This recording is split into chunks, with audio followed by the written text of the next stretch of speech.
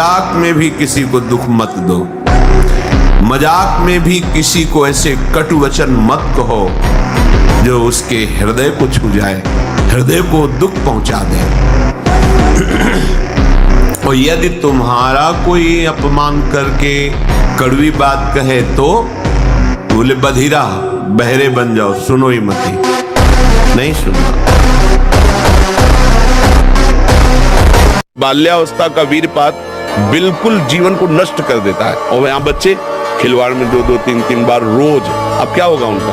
हड्डियों तक की सामर्थ्य नष्ट हो जाएगी, कुछ दिनों बाद देखना बंद हो जाएगा, ऐसे चौंधियाने लगोगे, खड़े होने में चक्कर आएगा, कमर दर्द करेगा, पैरों में टूटन बनी रहेगी, दिमाग में टेंशन बनी रहेगी, पढ़ोगे तो कुछ याद नहीं रहेगा, स्मृति नष्ट होने लगेगी, एक नास्तिकता छा जाएगी। अब महकुआ साबुन लगा के ब्रह्मचारी, रजोगुण चढ़ेगा, काम भावना जागृत होगी, त्वचा स्वयं साफ रहेगी यदि आप तेल मालिश नहीं करते।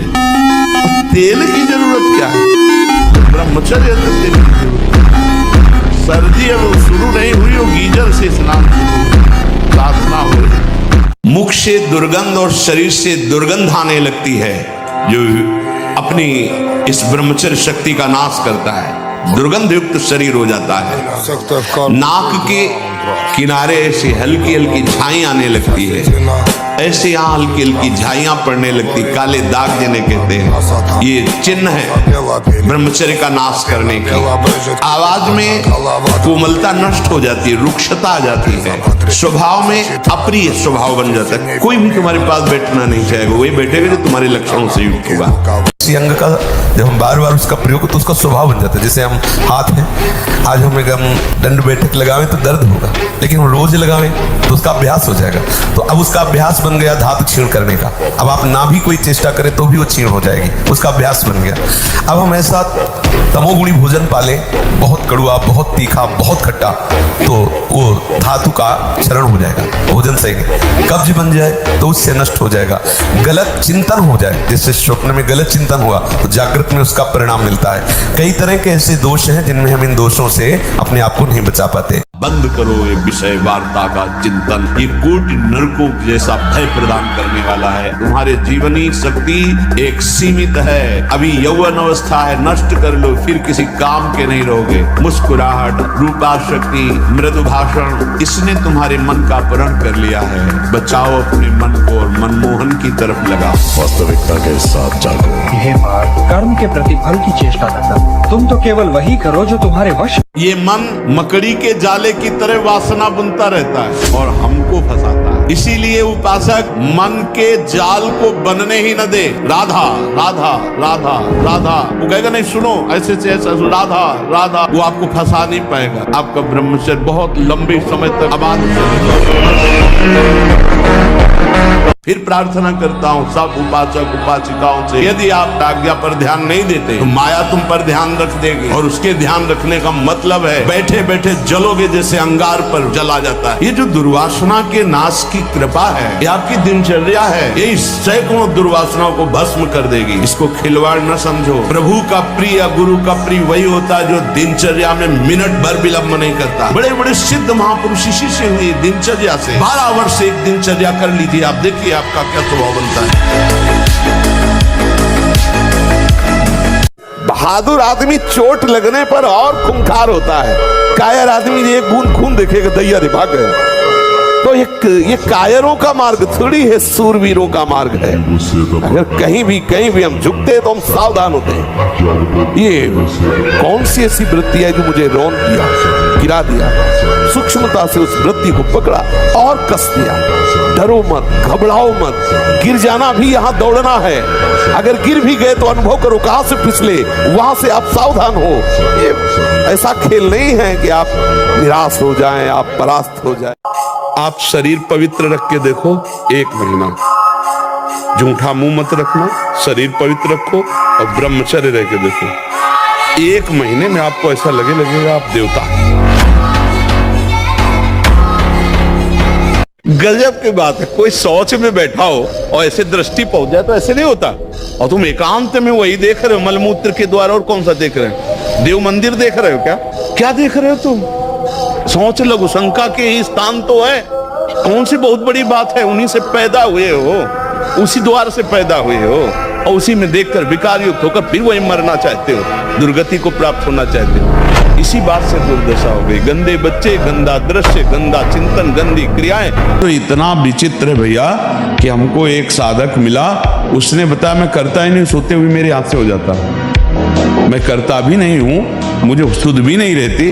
तो हमें पहले तो लगा कि ऐसा कैसे हो सकता है, फिर चिंतन में आया कि अभ्यास के द्वारा हो सकता है। अभ्यास, गलत अभ्यास हमारे जीवन को नष्ट कर देता है। तो क्या हम सही अभ्यास से धीरे धीरे गलत अभ्यास पर शासन नहीं कर सकते? कर सकते।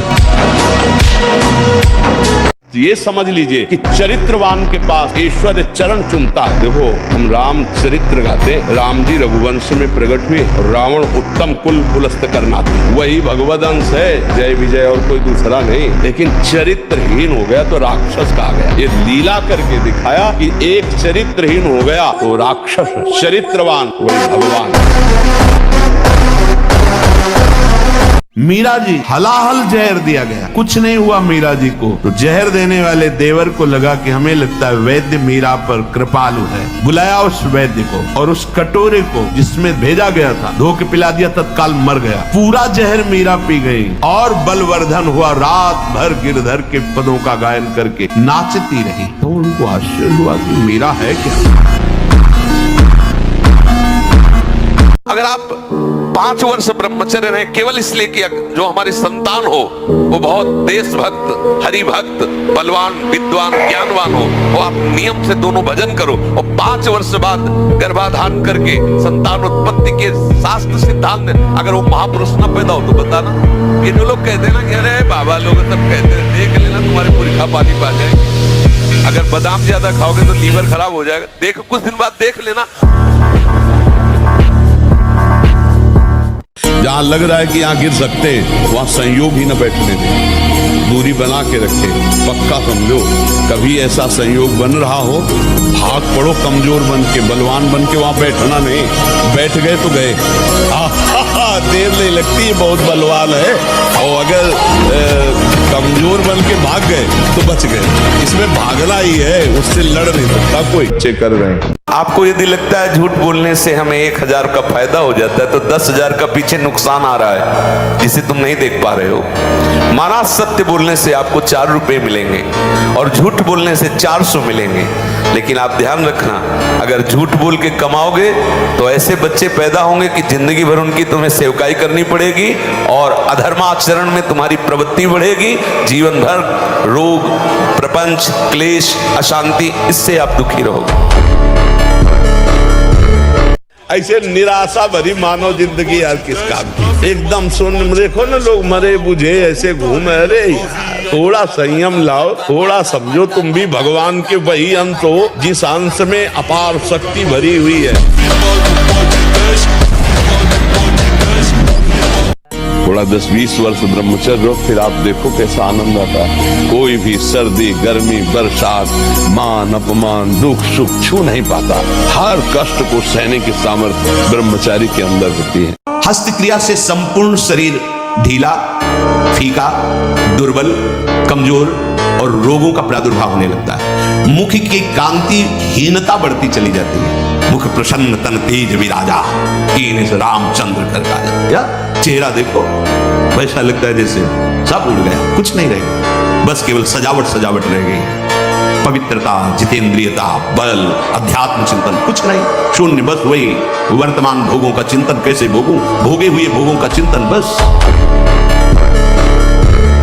अपने चित्त को प्रभु के नाम रूप में लगाइए। भोगों का चिंतन ही ना हो तो कोई परेशानी नहीं भोग त्यागने में। भोग त्यागने में इसलिए परेशानी है कि हमारा भोग चिंतन मुझे चैन से नहीं रहने देता। अंदर से देखिए, कोई भी भोग क्रिया होने के पहले उस भोग में तदात्म होता है और चिंतन होता है। क्रिया बाद में होती है, सब कार्य पहले हो जाता है चिंतन के द्वारा। अब चिंतन के द्वारा उससे जो सुखानुभूति हो रही, अब वो क्रिया में सुखानुभूति प्राप्त करना चाहता, वो है नहीं। फिर क्रिया के बाद फिर चिंतन, फिर क्रिया, फिर चिंतन, दुर्गति को प्राप्त हो जाता है। चिंतन बदल गया, फिर क्रियाओं का कोई महत्व नहीं। हनुमान जी को कोई परास्त क्यों नहीं कर पाता था? 2 कारण थे। चरित्र पवित्र, चरित्र पवित्र और भगवान का चिंतन हाहाकार मचा दिया। ऐसे जैसे उठता नहीं लगाया जाता, ऐसे ऐसे पकड़ के राक्षसों को मसल देते। एक घूसे में हजारों को बाल ब्रह्मचारी और भगवान की शक्ति से संपन्न। आज अपने माता पिता की सेवा तो करते नहीं, राष्ट्र सेवा के लिए कैसे भावना बनेगी। सयाने हो जाते, पढ़े लिखे हो जाते, धन कमाते हैं, अब उनको लगता है माता पिता भार हैं, उनको छोड़ देते। प्रायः कोई बिरले ऐसे पुत्र हैं जो अपने वयोवृद्ध माता पिता की सेवा करें। हमें लगता है उनको बैठकर शिक्षा देनी चाहिए कि माता पिता की सेवा, परिवार की सेवा, समाज की सेवा, राष्ट्र की सेवा, इसी से भगवान प्रसन्न होते हैं। अगर मंदिर में पूजा करें और बूढ़े माता पिता भूखे बैठे रहे तो भगवान कोई सेवा स्वीकार करने वाले नहीं। वे प्रार्थना करते हैं कि हमारा ये दुख मिटा दो, फिर दूसरा दुख आएगा। ये कब तक भिखमंगापना चलता रहेगा? नहीं, किसी को केवल सूचना दे दी जाए रिपोर्ट में कि तुम्हारी किडनी फेल होने जा रही, फिर उसकी फोटो खींच लेना और प्रेमानंद की फोटो खींच के मिला लेना। कोई गर्व न करे महीना 2 महीना ब्रह्मचर्य रह के कि मैं काम विजयी हो गया। भगवान शंकर की समाधि भंग कर सकता है, तुम तो जीव हो, वो शिव हैं, वो शिव हैं, उनकी समाधि भंग कर सकता है, तुम जीव हो।